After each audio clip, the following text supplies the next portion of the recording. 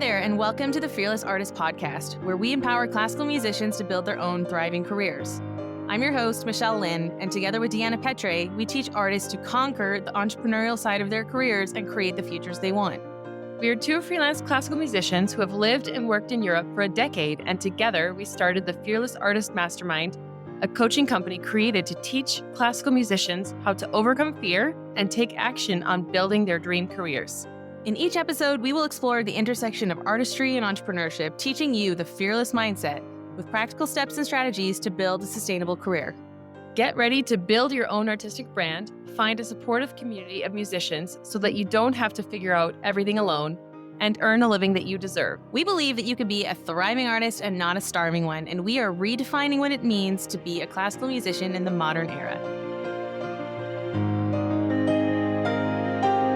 Hey everybody, and welcome back to the Fearless Artist Podcast. I'm your host, Michelle Lynn, and today I have someone very special on.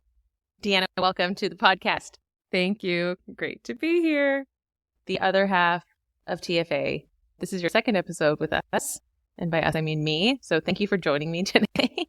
I'm happy to have you, and we're going to talk today. We have very exciting news. Our exciting news is that we have just hit 5 years of the Fearless Artist Mastermind, which is incredibly exciting.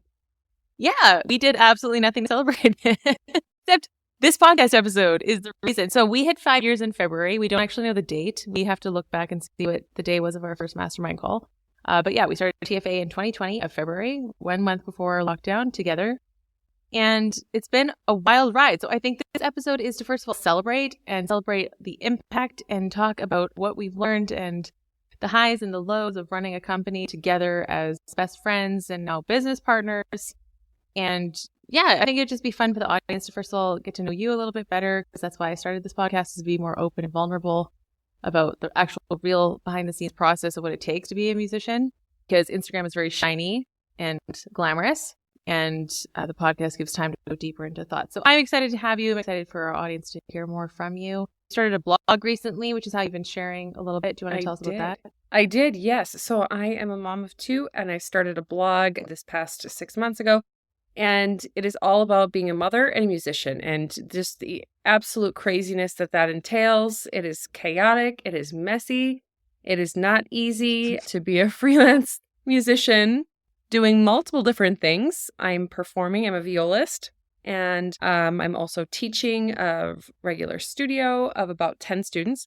And I am also running the Fearless Artist. So managing all of that with kids is absolutely nuts, but so worth it. And it definitely is a wild ride. I think you're inspiring a lot of people. You get a lot of messages every time you release a blog article.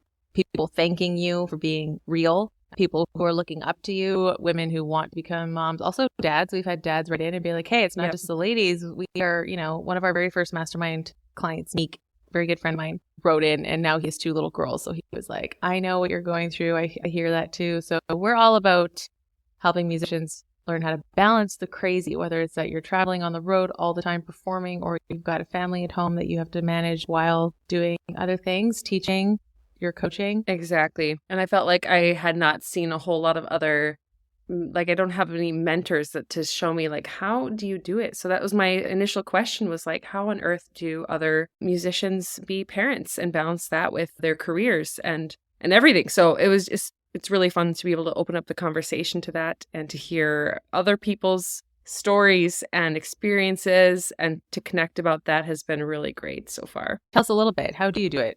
What's the secret? How do you do it? Oh my goodness. You just listed everything that you do. So what is it? You learn as you go. Because every stage of babyhood and then toddlerhood is, you think you've got something handled, and then some developmental change happens, or somebody gets sick in the night, or you have to go to the hospital in the middle of the night, whatever it is. These things actually happen. And you just learn to, first of all, rely on your community, who's around you, who can help. Making sure you have the childcare that you need so that you can be fully focused when you are doing something. For example, I have a very hard time practicing with my kids around. I need someone else to do that so I can be 100% focused on that. And then just making sure that you have open communication within your family, with your partner, and being able to juggle just the day-to-day stuff and make sure you have energy. There's no magic solution. but I think a lot of it is learning as you go.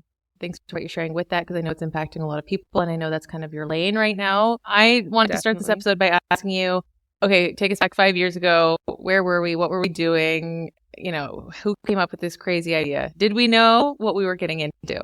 Did we know? If you could have told us where we would be in 5 years, I think we would have done that. We would have laughed exactly like that and been like, that is insane. Can we even, like, how can we make that happen? So I think it's grown into so much more than we ever expected. I think we had a lot of the things that we were doing now, we had as dreams when we started, and thinking someday we'll have a membership. Like the membership. Okay.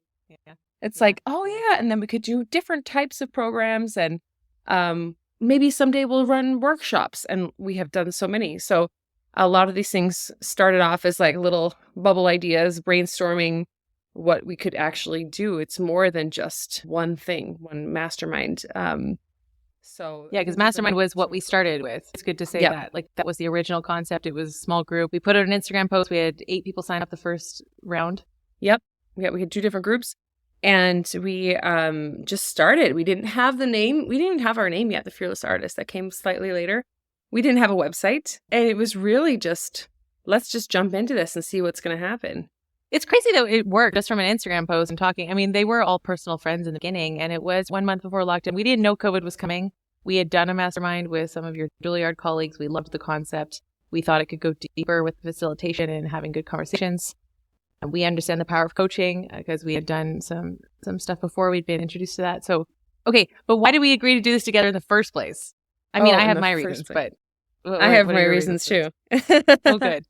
Yes, my reasons, yes, is because Michelle and I work so well together. And we realized that when we were performing together. I was living in Paris at the time. I'm now in Minneapolis, but I lived in Paris for about 10 years. And I met Michelle in 2015. We started playing together. And when we really were like, whoa, this is kind of weird how well we work together was when we were doing outreach concerts through Juilliard Global Initiative Program. We were going around Europe, giving master classes, interactive concerts that we got to create our own program with. And when we were doing those concerts, it was just like things were just flowing. Like, you had your skills, I had my skills, and we had an amazing time. And we were fantastic travel partners. Like, that does not happen with just anyone, where it's like the combination of both of us being flexible, but like also like spontaneity, no problem. We didn't have any issues. It was just, we had a lot of fun. And we saw our complementary skills come out when we were facilitating the concerts. And it was like, wow, we really work so well together. That was like honestly a light bulb moment for me. I remember the moment when I was like, this is weird, because when you travel with people, you really get to know them, and they usually piss you off at some point. And I don't know, 8 to 10 trips across Switzerland, multiple times, Madrid, Warsaw, Prague. And we were, trying new restaurants, and we were going out, and we could just agree. And like you're saying, there was this beautiful flow also in the facilitation of the outreach concerts. We would do the trade-offs. Like, you would explain the viola and I would explain the piano, and then we'd get the kids. We were like facilitating for 300 kids in Warsaw that one time. And you were great at capturing everyone's attention, being like with the crowd control. And Michelle was amazing. I was like, I can't do that. The crowd control. I'm like, all right, everybody, listen up, because we're going, totally. Yeah, but the energy, our energy matched. And we just had so much fun. So, yeah. So I think that was definitely, and also getting lost together. We were never really mad about it. We're just like, okay. All right, we'll figure it out. Or waking up at 4 a.m. Oh, yeah. Okay, so this one time we got into a cab. Yes, we took a cab in Geneva to go to the airport at 4 a.m. And I jumped on Instagram to like make a story, and you were like, that away. Put that You're away. Like, no. Put it away. You were like, now is not the time. Yeah, we're not doing this. What was I going to say? Oh, yeah. And then that one time that we got to Switzerland and we didn't have Wi-Fi, because this was before that we had like European data. So we were completely lost, and we couldn't contact our host to come pick us up. And we had to get Wi-Fi off of a bus. There was a bus that had free Wi-Fi. Remember? That's right. Because we were like, our concert starts in 15 minutes. Yes, exactly. And then she picked us up. Anyway, and I think, coming back to your point, like the thing about being flexible was so key, because those days when we were doing international outreach, like we were doing masterclasses, private lessons, concerts in the evening. We had one like wine and dine fancy concert in Switzerland, but like the whole schedule would be thrown off. They would tell us like, okay, arrive at 9 and then you're working with these 2 classes and then you're going to go here, and like everything would be different. Yeah. And we had to be so flexible. Yeah, absolutely. So I think that's probably one of the key skills that we've brought into running TFA with this flexibility, because we've had, as you said, like you mentioned earlier, learn as you go. It's like, well, that's literally how we've built TFA. We have learned step by Yeah. step as we've gone. I mean, we built We our never website said, in August. Yeah. Yeah, we never said like, okay, well, we can't run a company until we have taken these courses on accounting and business plan and all the stuff. Like, we really learned as we went. We did some learning before we started the mastermind about how to run a mastermind, but it has just been constant learning. And when you're open to learning something new and you're passionate about that being a continual thing, probably a lifelong thing, then it's really this growth mindset that we infuse in everything we do with our musicians, but we also use that ourselves. And I think another thing is that we've upgraded as we went. So we didn't start with like all the bells and whistles and super fancy. Like, we built our own website from the beginning, our Instagram. I was just building it like one unsplash picture at a time, like stock photos. Like, we were just trying to start sharing ideas and starting to connect with other musicians and like get the word out, basically. And back then, Mastermind, we were like just starting groups every, 3-4 months or something. Yeah. So then it was a lot of like talking to people and just explaining the idea. Many people didn't even know what it was, like, or why you would want it or need it. And then we were trying to figure out things like pricing and what was actually helpful for people. But then we got results so quickly from those first groups. Do you remember? Oh, yeah. It was really, really cool to see that, like, okay, wow, this thing, it's working. People want to do it. They are accomplishing projects and ideas and things that they would never have without us. So that was proof that we're onto something here and we can continue developing it. Okay, what do you love about coaching? What do you love about facilitating our groups? Just, I'm very much like a one-on-one or small group person. Like, I love getting to know people, getting to know their thoughts and having the exchange. So especially with our small group things, seeing everyone's viewpoints and letting them have a voice and seeing their discovery moments or their learning. I love when people are sharing their own experiences so that others can learn from that. But especially from the coaching perspective, like being able to unlock and see, kind of dig deeper. So we're not just like, you call your friend up when you have a problem, they say, oh, well, just do this. And then you're like, that's not really my issue here. With coaching, like, it's really more in depth and figuring out where you're coming from, what's going on, what's the background. And that way you can start to unlock the pieces in there. Yeah. And we just saw so many musicians struggling on their own because you're the one who came up with our like catchphrase. We don't wait for the phone to ring. We make the phone ring ourselves. I mean, I say that every lesson in my entrepreneurship class. We make the phone ring because we've learned we have to take initiative. We have to send the pitches. We have to send the emails. We have to think of ideas and projects and talk to people. And I think when you and I graduated, it was like, okay, like somehow there's going to be a career waiting for us. If you've been listening to this podcast, then you know our stories. And I mean, that's changing now. I think people are becoming more aware of the fact like, oh, I need to actually make this happen. What's something that you remember from the early days? Something I remember from the early days. Like, what was the feeling that we had when we started this? Like, coming back to the first question of like, if we saw where we would be 5 years later, because I mean, what do we have right now? We have thousands of Instagram followers. We've got a podcast. We've got a blog. We've got a membership with over 30 members. We've got a mastermind with 8 people in the mastermind. It's crazy. We've got our social media programs. We get messages constantly from complete strangers reaching out to us asking for advice and wisdom. And like, we've created this platform. I don't think I realized how big the potential is, and that we stepped into such a needed area. Yes. And I think, I mean, I would be blown away if you told me all those statistics from the beginning. Like, this is where you're going to be in 5 years. But I think what astonishes me the most is how we've built everything that we have when this is not our full-time job. Like, for either of us, this is not full-time. I mean, in the beginning, we had 2 work sessions together of 2 hours each. And it's like, whoa, how did we make all this happen?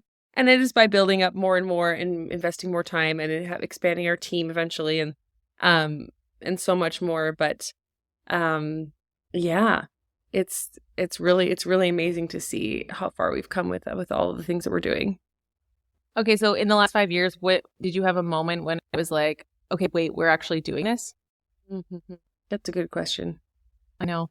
Oh, I was thinking about that too. Because I think, as you're saying, like, we were kind of figuring it out as we went. We were seeing that there was success, but then all of a sudden we started kind of really going after it seriously because we were kind of, I mean, even now we're not even half-time. We're working like 10 to 15 hours each on this while, you're momming and freelancing and teaching, and I'm playing 10, 12 shows a month. So we're we're putting in as much time to this as we can. There's so much more potential we can have. I mean, when you say like we're not even doing it full time, it's like, yeah, imagine how much further we could be if we had like put in like 20 hours a week. But like, it's just not possible. It's not possible the way that we are. And we've expanded the team. Yeah. Like we have two girls working for us, and they're doing a great job, and that's helped us a lot.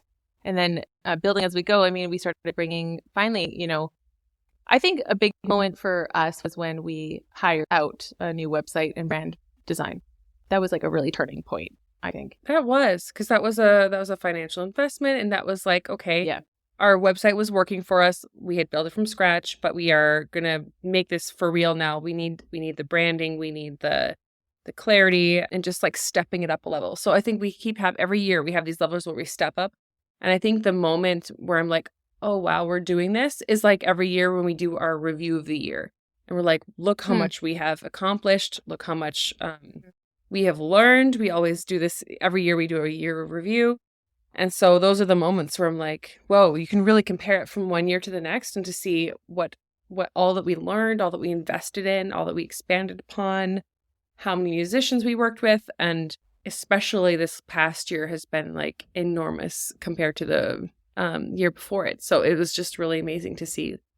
Like, yeah, this year has been huge.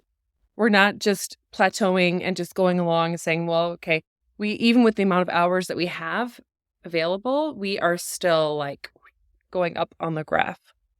Okay, why is that? That's amazing. Why is that? We got smarter. I think, like you said, it was huge hiring a team, like not just being the two of us, because we realized there is only so many hours in the day that we can both do. But once we realized what are our strong points in the company, and then what can we delegate to other people, that has been huge, because all of a sudden we both have weights lifted from us of things that someone else could do. Does not have to be us, so that we are doing the things that only we can do. Yeah, that's true. We got really specific in job roles early on. We read a couple of really great books that helped us, like The E-Myth, if anyone's listening, or Rocket Fuel. Totally changed the game for us, because that really, we found out the founding members of the company, one's a visionary, one's the integrator. So one's got like the ideas and the vision and mostly the ideas, a lot of pizzazz. And then the integrator's like, okay, following up with structures and systems and putting things in place. But you need both. I mean, I think both of us have at times complemented those roles or taken those roles over from each other. I mean, your husband named our company for an idea, but you also had great ideas. And then sometimes, I mean, we've had to pull back and make sure things were running smoothly. Okay, if you could go back to when we first started TFA, just to like wrap up that idea, like what would you tell Deanna and Michelle from 2020? Well, I mean, kind of what we were doing, I would say, like, just stick with it, be persistent, because we've had moments where we thought, well, is this worth it? Should we continue? Are we wasting our time? Should we throw the towel in? Those are the hardest moments we've ever had to experience. And they were very hard. So just to know, like, just be persistent. And I mean, talk a little bit more about like that really hard moments. I mean, there was a couple times when we were like, all right, like, we don't know if it's worth it anymore. What did that mean to you? I think that meant that like we have to make it. It was like a turning point in the road. Like we're going straight, and then all of a sudden there's a fork, and either we say, you know what, this is not a hobby. We can't have something that's a hobby that we're investing so much time into because we both have careers aside from this. And the other option is like whatever's not working, we're gonna figure it out. We're gonna fix it, change it. Hire a business coach, which we have, and really take ourselves more seriously and be more efficient with our time. Maybe delegate to other people. We've had that moment where we're like, well, either we do this for real or we don't, because it can't just continue to be a hobby for us. Yeah, exactly. I mean, we did pay ourselves for the first 3 years that we worked for TFA. And we saw returns in other ways. I mean, I got hired at conservatory jobs where I was teaching, and I felt like that was a direct result of my authority on what I was coaching and like all the Instagram content and, newsletters and stuff. And I know it was very rewarding in other ways, and just building our what you're saying, hearing from people, hearing how musicians are struggling and how we've seen so much impact in the results of what they were accomplishing. I mean, that was really hard. And I think another big turning point was when we got serious about like paying ourselves a salary. I know I saw in you like a huge shift at that point. Yeah. Do you remember? No, it can be very motivating. Imagine that. Yeah. Right. Yeah, but it was just like, okay, yes, we're doing this and we're committing the time and trying to figure out how we can do things in a more efficient way. Okay, talk a little bit about the fact that we're like best friends and running a company together. How has that been for us? I mean, how have we stayed close, connected? Do you have any thoughts around this? Oh yeah. Sure. Well, I think one of the just to highlight one of our highlights of us as a friends and company and everything is that we are very easy to weave in and out of discussions about the company. So maybe we're talking about how our day was and then we're like, "Oh, hey, also did you notice this or did you think about this? I was thinking about this for the program." Like it's always been we haven't had this like, "Oh, we have to only talk about work during certain hours," or Hmm. we can't talk. I mean, we do in our work sessions we are very focused, right? So our work Yeah, yeah, time, we're absolutely 100% focused, but and the other times when yeah. we can also just be friends, we can still, even when we see each other in person, we're still talking a lot about the company. Like we're always going in and out of conversations about it. So that's something that I always enjoy that is just comes very naturally to us to do that. I think it's because we care so much about people. I think both of us are deeply caring about the musicians that we work with. And I think more and more recently, I've become maybe, I've recognized the honor that it is to have so much authority and influence to speak in people's lives. I think a turning point for me was when people started telling me, like, we hear your voice in our head when we're going to do things. And I'm like, oh my gosh, like, that, I don't know, that kind of just hit me a little bit. I was like, okay, I mean, I am so grateful to have a place in your brain. And I really hope it's like a good voice telling you to go for your dreams and, be fearless and all the things that I preach about on Instagram every day. But I think that for me, it was like a little bit of a smack in the face. Like people are paying attention and they are listening. And like, what are you doing with that responsibility? Because we are shaping, I mean, I've had one of our early participants tell me that he made a serious career decision because of something that I had said in a coaching call with him. And I think that was also a big moment for me. And not that I've ever been careless with like a coaching session, but it just made me realize even more the weight or the responsibility of like really trying to hear where people are at and like help them. And so I think that's why it's so easy for us to go in and out during our day-to-day conversations because we really care about the people that we're working with. And we really just want Absolutely. musicians to have every opportunity that's in front of them and to be able to go for it and not have any limitations because the industry that we're in has given us nothing but limitations from the beginning. You need to play perfectly. You need to look perfect. You need to meet all the right people. You need to go to the right schools. You need to be with the right orchestra programs and like, all these rules. And so we want to take off the limitations and like look at possibilities. Yeah, exactly. It's just an honor to see the impact that we've had on so many people whenever we receive messages from people saying how much we help them or how they've changed or the development over years because we've had musicians working with us for several years by now, and it's just incredible to see like, wow, imagine if we didn't exist. Like that would be a crazy like hole of like we've created this huge web of musicians from all over the world, and if we hadn't Yes. started this, it's hard to imagine if we didn't have it. I mean, talk a little bit because I know our originals, they would love a shout out. So like, the Mari and Omar, they've been with us for 5 years. From 5 years, they've been in all of our Every programs program. at some point. Yes, Every and program still we've are. offered. So we have, We love you. yes, they currently are. So Mastermind, the social media sprint, which is 6 weeks, and then we have our monthly memberships. So like, I mean, we've developed deep friendships with these people as well. And I now consider them friends. I mean, Omar even came when he was on his Europe tour, came and visited and like met Hannah and stuff. And I mean, it's just like, yeah, when you're saying it's a privilege.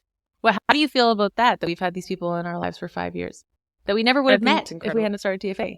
I think it's incredible. And the only thing better than that would be when we will have someday a reunion and meet everyone in person. But it is so cool to have developed those kinds of relationships where we are just continually in touch with the same people and to see them blossom, to see them grow, and just to have them with us. It is such a positive community, and I think that is really because of our authenticity. Like Michelle said, we care so much about people.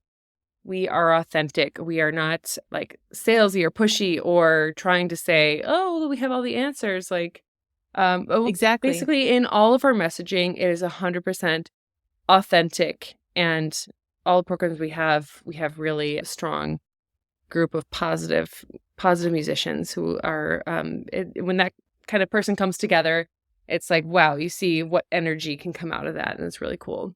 I think that's probably the most important thing that you can say is the culture that we have built in the Fearless Artist. And that's something that we have crafted very intentionally. And Puck and Constantina who work for us, we've also shared that we call it the fearless mindset, but it's a culture of honor. It's a culture of being authentic. I mean, I compared myself for years to other pianists wearing fancy dresses, playing big venues and thinking I was never going to be good enough or pretty enough or whatever. And all this toxic mindset of the perfectionism, we didn't even mention the Killing Perfectionism Challenge. I mean, that's one of our main things that there's been so much growth and impact with TFA. It's crazy. It's good that we're doing this episode because I don't think we take a lot of time to reflect on all of this because we're just like still so busy trying to keep up with what's coming and the to-do lists and things. But yes, the culture that we've built I think every musician who comes in knows that they are highly valued and respected and that we also deeply value their contribution in the membership. And we invite everyone to give feedback, to receive feedback. And even right now with the sprint social media that we're doing right now, everyone is giving feedback on everyone's content. And so you and I act as facilitators, but not as the people who have all the answers, because it's very interesting to hear multiple points of view. And that's the point of a mastermind, is that you are exchanging at the highest level ideas. And I think that is, you can't put a price on the price of an idea, because the potential of the idea, the potential of TFA, if we look back at how many, not just how much money we've generated, how many lives we've touched. I mean, you can't put a price on that. So if you find an idea and you find a way to execute it, this is priceless. Yeah. What would you say about our friendship and how we can manage that and the company at the same time? And we're still friends. I mean, it's just like, it's insane to suggest otherwise. I mean, one of the funniest moments was I was on a podcast and she said, tell me about Deanna, your business partner. And I was like, Deanna is the reason I'm alive today, and I laugh when I listened back to it, but like, we've done life together. We've done some really hard stuff together. Mm-hmm. And like, sometimes you go through seasons with people, you go through things. I mean, we're talking, we're both expats. We moved our entire worlds over to Europe. We restarted in new cultures, new languages, new network. That's a hard thing. So that's something we had in common. Then we found each other. You moved back. I think that move back was probably the most trying time for TFA, I would say. Adjusting to that, you were adjusting to moving back. We'd been there through some very difficult private things. And so I think at some point you're just like, this is my ride or die. Like, we'll figure it out. Yeah. It's an incredible bond. If we've been through the hard stuff, then we can figure anything out. Yeah. Learning how to deal with conflict and to not take things personally, but to be open and honest. And when things do come up, we deal with them. We do not brush things under the rug. We don't let resentment build up. We just are open to receiving that kind of feedback from each other. And that is definitely essential for both friendship, but especially the business relationship too. So that has gotten us through a lot of times that we're we talk a lot about an inner circle and the importance of having an inner circle, especially as like online public figures. Both you and I, we are careful about what we share online and what we don't share online. We have boundaries and like different levels between the two of us. But then you have your inner people, and and you're one of my core people in my life. So when you say something, I know that probably my ego is going to take a hit and I need to shut up and listen. And it might take me a couple of days, but like I'll think about it and reflect, and maybe I'll come back to you and I'll be like, okay, yeah, I hear you. Right. And it takes me a little bit of time. And I think you learned how to like, first of all, have conflict and like have these open conversations and say like, this isn't working, or this, this needs to change. Yeah. I'm not a person who loves confrontation. So for me, it's a big thing to say, I'm not going to run from this. We're going to deal with it head on. And that way you work things out. What also is interesting is all of our conflicts or confrontations have been calm. Like we've never had these like blow ups. It's never been like we're not speaking for, it's never been dramatic with us. And I think that's probably because of you, because I'm a little bit zero drama, zero, please. I'm a little bit more dramatic than you. I don't know. I mean, I'm sure everyone listening to this is very surprised right now. But I think because of your steadiness and your groundedness, it's been like, okay, there's an issue here. We got to work it out. Like, let's come back to it. We've always been really honest. We have, and also communication methods. Like, whether it's like a long voice memo that we'll dump on each other when one of us, most of our conversations are happening while we're driving. and or like a voice note or like a long text. Like we've done all things. Like I showed up at your house, I took a plane, like I've driven to Paris, to come see you like multiple times. And actually it was kind of hard today because I was in Paris for the day, and I could have gone to our favorite cafe, but I chose to go to the other location because I didn't want to go there without you. I was like, I can't do it. There's some fun things we've done. One of them is the photo shoot in front of the Eiffel Tower. That was really fun. Yes. Yes. Eiffel Tower. We should bring back those pictures. Yeah. Mm-hmm. Yep. Yes. Oh, that was our first ever photo shoot for our first. Yeah, exactly. That was super Walking fun. down a busy street in Paris, getting photos. That was fun. Yep. We were both like, I think we were both trying to figure out how to be business people too. Like we both wore blazers. Well, I was 7 weeks postpartum. I'm like, what are we doing having this photo shoot when I'm like 7 weeks postpartum? Yeah. But we just, we do things with crazy timing because that's how life is.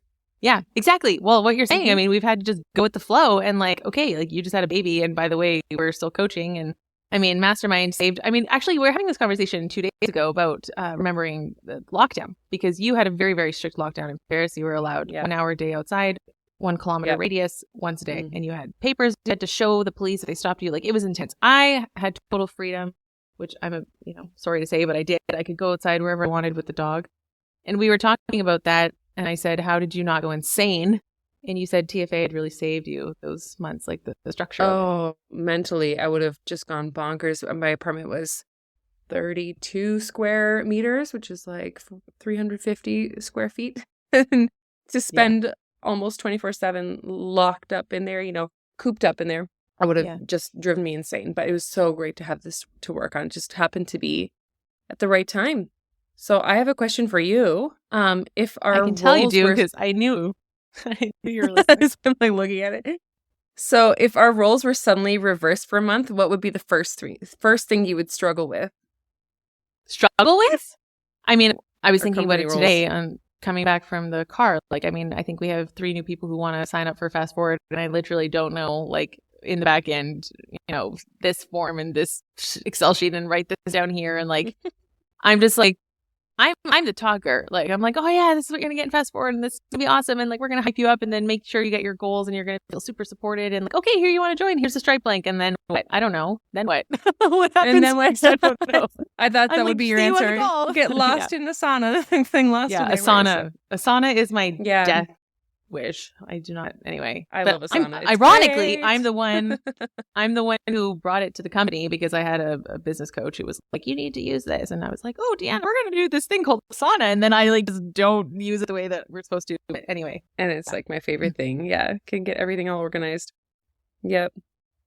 Is it your favorite thing? I don't think I knew this. I mean, not literally my favorite thing. It is. I didn't know you liked it. Extremely helpful. Well, yeah. Okay. Well, I know it's helpful, but okay. What would you say? I mean, I know what the answer is. We both know what this answer is. I would be like, no, don't make me do stories and posts and content. And I would be sitting in front of the camera, being like, okay, I don't know what to tell you guys. I'm that's just not kidding. True. That's not true. No, but you know what I mean. We posted like, a reel of you. Yeah. Well, you've significantly improved. First of all, and second of all, people love hearing from you. No, I'm arguing, but I mean, we posted a reel of you yesterday, and we already got like 3 or 4 new people who messaged us that they want to join the membership because of you. So like, you're good on camera. People love listening to you. You have a different approach. I mean, what would you say about our facilitation style? Oh, facilitation style. It is complimentary, which is, I think, the best part about it. We've got you are very proactive in saying, in pushing people to their limits in the good way, like for them to grow and feel like you're asking the hard questions. For me, facilitation is more of the empathy side, say, oh, yeah, I understand that. I really do. And to have just kind of a different approach, different style. But if we were both the same style, I think that would not work as well as it does, because we need that energy. We need that flow and that give and take. And that's what I really love, is that for most of the stuff we do, like, we have different skill sets, we have different personalities, and they're so complementary. And that's why everything with TFA works. All right, so here's another question. How do we deal with setbacks? Because we have a lot of new ideas coming up and we try new things. And if something fails, how have we handled that? Uh, frustration? First of all, frustration. No, I mean, there have been moments that have been really tough. Like, I mean, we couldn't figure out how to get people. Like, we did a workshop once in August. It was with my life coach, and I remember she's just like the most beautiful person, and I really think she has transformed my thinking and helped me so much with perfectionism. So we brought her on to do this workshop, and then I think getting people to sign up, like we only had like 7 or 8 people, and I was just so crushed, or when people say that they're going to come and then for whatever reason they don't.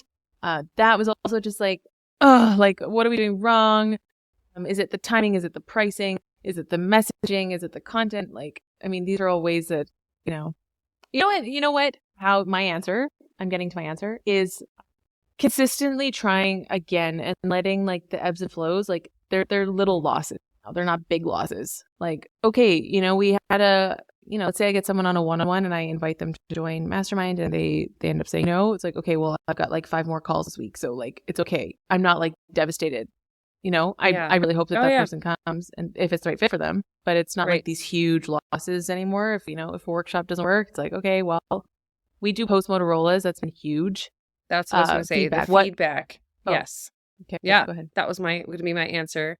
It was like, we always look back after we finish something and we say, okay, how did it go? What went well? What went less well? What could we do better? What have we learned? And being able to critique ourselves, it's kind of like after you play an audition, instead of just walking out of it being like, well, that didn't work. Being able to look at it in detail and kind of analyze. I'm not a naturally analytic person, but when we specifically set out to do that, we really see, okay, we could figure out why didn't it work for those reasons that you mentioned. Maybe it could have been any of those reasons. And then what can we do differently next time? And that's kind of part of our ongoing learning process and our ongoing, we want to improve our programs, make them better, make things work smoother. If we have technical glitches, we fix those right away. So that's been one of the things. The other, do you remember, you're probably going to forget about this one, but one year we thought, in the beginning, let's do a summer boot camp. I think we even called it like a boot camp something. And I didn't forget. Proud of that idea. I thought it was the best idea. I was excited about it. It bombed totally. That was just didn't go anywhere. But what our mindset is like, oh, okay, that didn't work. No problem. Let's move on to the next thing. Well, kind of. I mean, I have had to overcome a lot of frustration, I would say. And I think that's also like we celebrate wins a lot and I do this very consistently because we have to train our minds to focus on what's working in the positive. And so me personally, I do tend to be critical or negative sometimes, mostly towards myself. But then that means it translates into like, people didn't show up for the workshop or people said they were going to join and they didn't, or like we followed up 5 times with this one person and they ghosted us or whatever. And then I'll be like, oh, like, that can really get me down sometimes. So sometimes I've been like grumpy in work sessions. And then so, having you to just like be calm and a bit neutral and like, okay, let's just keep going. Like what's on the task list today and keep moving forwards. I think one thing I want to talk about today is the importance of tracking. Like when we started keeping track of stuff, that changed everything. Because before we were just like having loose ends coming out of our ears and we didn't know what was happening with like, well, we learned what a KPI is, first of all. Like, a key performance indicator for those of you who don't know. Yeah. And like what to track, what's important to track, how not to get overloaded with information, like what needs to be written down where, dates, times, people, all of that changed everything for us. It sure did, because you can feel like, so there's the emotional reaction like, oh, nothing's working. Or we can actually look at the numbers on paper and be like, well, hey, we forgot, or like we just were focusing on these things that were working, all the things that we did do in the right direction. Because that's the thing, it's a fine line between balancing critiquing ourselves and wanting to improve. And, there's sometimes frustrations when things aren't working as we want them to. And then the balance of that with celebrating the things that we have accomplished and all the things that we are doing. So maybe sometimes we have a fantastic month. We have maybe several new members join program. Plus we did launched a new one. Maybe it's our sprint. But if other things happen, we can forget about all the wins. So we do, yeah, like you said, try and track the things that are going well, the things that are working, and focus on that, and how can we do more of that. Yeah. And what my answer to that question was the membership. Fast forward, we thought that we were going to fail, but then we pulled it off. Because I remember there were a couple calls early days.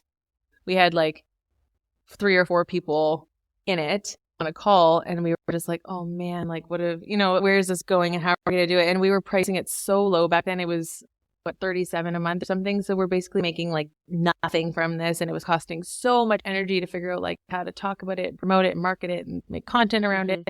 I'm spending my entire life on like Instagram and 4 people in the membership, and then I remember my business coach, and she was just like, we're going to fill this thing. And I kind of was like, okay, but how?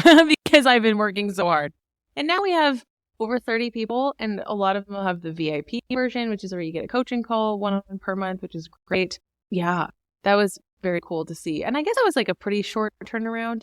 I don't know. Sometimes I have people ask me like, okay, so how long did it take you to build your company? I'm like, well, I mean, we're not, as you said, we're not working on it full time, and we're musicians trying to figure, like, we didn't learn any of this in school. Like we didn't do MBAs. Like we didn't get, so I think it would be interesting to go back 5 years and go back into our brains and see like the lack of knowledge that we had then, and to see how much we've actually learned. Yes. It's just, I think, exponential if you look at it.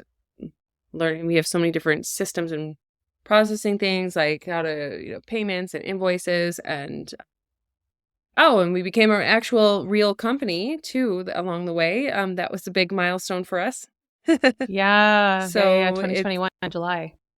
And the people that we've hired on now to delegate things to, and to take things on, and to be able to make sure we have our monthly goal meetings, and we have our monthly finance meetings, and make sure that these things are regularly happening, so we can really stay on top of all of our business goals. That's something we did not do. We didn't know about these things in the beginning.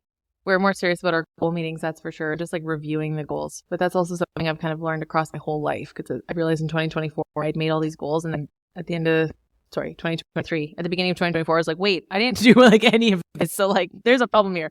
I think one of the biggest things we've learned is like, we can make goals all day, but unless we put the systems, like you just said, in place to actually get the daily steps going, the weekly steps going, tracking that you're moving in the right direction. I mean, that's the beauty of fast forwards, that every 2 weeks you sit down, you're like, what have I actually done the last 2 weeks? Am I making progress? Where's my time going? Where's my energy going? Am I happy with my result? If not, what can I tweak? I think we find, I'd love for you to talk a little bit, like, what have you learned from our musicians? Like, what are people struggling with the most? Well, the first word as you were speaking comes to me is accountability.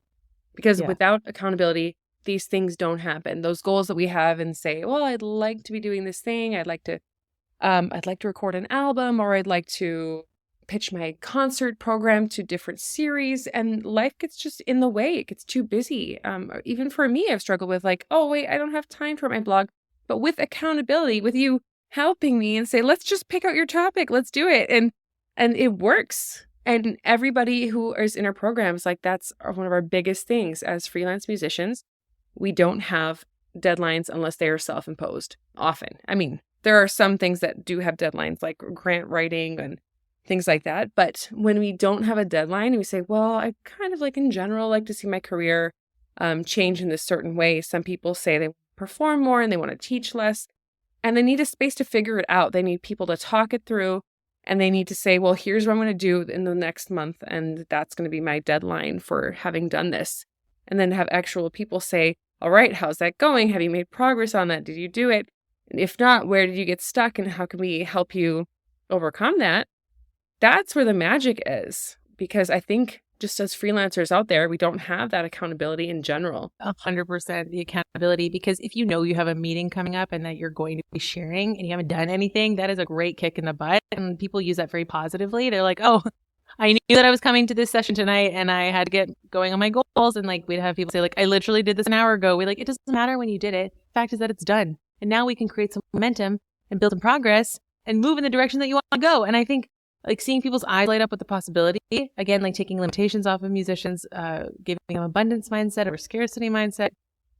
Okay, just like wrapping up, give me 3 highlight moments. Like if there was a highlight reel of the last 5 years, are there a few moments that like jump out to you as like, that was awesome, we had fun, we did a cool thing?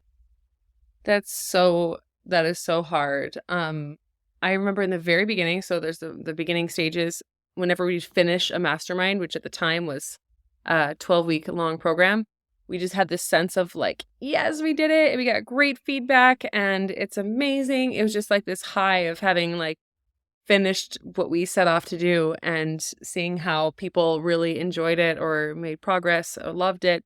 So that really was great affirmation that we were doing something really impactful, making a difference in people's lives. Mm-hmm. And another one, oh my goodness, so many moments. I mean, when we became a company, that was pretty exciting. It was like a champagne moment. Like, we got to celebrate this. Like, it's the next step of taking ourselves seriously. We've got the accountant, we've got the company, we've got those things. Like, this is a real thing, you know? Yeah. And third, that's so tough to say. I mean, I keep thinking about Fast Forward because we love our community so much, and just to see it grow and to see how, you know, like you said in the beginning of our Fast Forward membership, we had a couple of people on the calls, and now we go on and it's a sea of faces from people all over. And then we're like, hey, connecting people. Oh, so-and-so is this country. And seeing people meet up in person because of TFA is so cool. I was like, oh, we just met up in Vienna for coffee. And it's all thanks to like the community that we've built, bring people together. And I think that's just when that happens, I'm so happy. That's true. I mean, our membership kind of exploded the last 6 months. So now we're facilitating calls of like sometimes there's 16, 17, 18 people on a call. And I was like, whoa, like it's like a party in here. This is so fun. Like, all right, what are we doing, everybody? You know, because in the beginning it's like 4 of us. It's like, okay, how's everybody doing? But now it's like, whoa, okay, we've got a group of people and everyone's here for a reason. And we're here to get stuff done, but also to connect.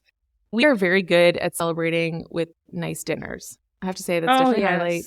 Yes, good food, really good food. No matter where we are, you can find good food in Minneapolis. What's one of the best meals we've had? I'm thinking back to the place beside your house in So. Oh, yes. I lived right on top of a restaurant, which just was incredible. And I wish I had gone there all the time now that I'm here and don't have access to it. Oh, man. There's another place in Paris that we went to. What's that place called? Near the Eiffel Tower. It's like there's like a walkway and then there's an overpass. Oh, yes. Incredible food. I mean, yeah, nice meals, good wine. Yes, exactly. I remember we watched a course about how to build a membership, and that felt significant to me because I was like, okay, like I think that we could really make this a big part of what TFA is, because the mastermind is very high level, it's high intensity, it's a higher price point. So it takes a certain person at a certain stage in their career to say yes, but the membership, we make it really accessible financially. Mm-hmm. So I was like, okay, we got to learn how to do that. Like, how are we going to manage this when it becomes like, 30, 50, 100 people? We watch a course about it, but then actually it sat dormant for a while. But I think that's also a thing that we've done. Like, we learn a lot of ideas and then we let them kind of stew and then marinate and then we take action on like when it feels like it's time. Yep. Yeah. And then I guess, the last one would just be like getting to see each other so often in person, because it was like, okay, we have to meet for like the business. So it's just a really great excuse to also. Yeah, it's great to have those touch points. It's harder now that we are in different continents, but Michelle has already trekked over here a couple of times, and it is so fun to be able to be in person and discuss all of this. 3, yeah. That's crazy. You have come 3 times. That's amazing. Wow. Yeah. Okay, well, Deanna, 5 years in, what's something we're gonna listen back to this episode in 5 years and be like, wow, I wish that they would have known. What are we going for? What are we dreaming of? Next 5 years. Keep growing that membership, because it is such a beautiful thing, and it's exciting. People have energy. They're excited to be there. There's positive energy. Who knows where we could be in 5 years? We talked a lot about like working with other artists outside of the music industry, because we see so many people struggling with the same concepts. Like, we've had painters and writers and journalists approach us and say like, oh, we have the same problems with like what you said earlier, accountability. Also, like bring on other facilitators so that we can have more coaches under the TFA umbrella. I'm being certified as a ICF, International Coaching Federation. Yep. I would love to do that as well. That would be definitely in my next 5-year plan to also get that certification, because it is so cool to be able to do that. Yeah, there's so many people we want to impact, and like just having the numbers grow. Keep spreading the word. I mean, Constantine is making us hilarious memes, which is really helping getting our numbers up because more and more people are discovering us because of the funny content, which comes back to just being us being relatable. And yeah, an in-person retreat. That's for sure going to happen in the next 5 years. In-person retreat, definitely happening.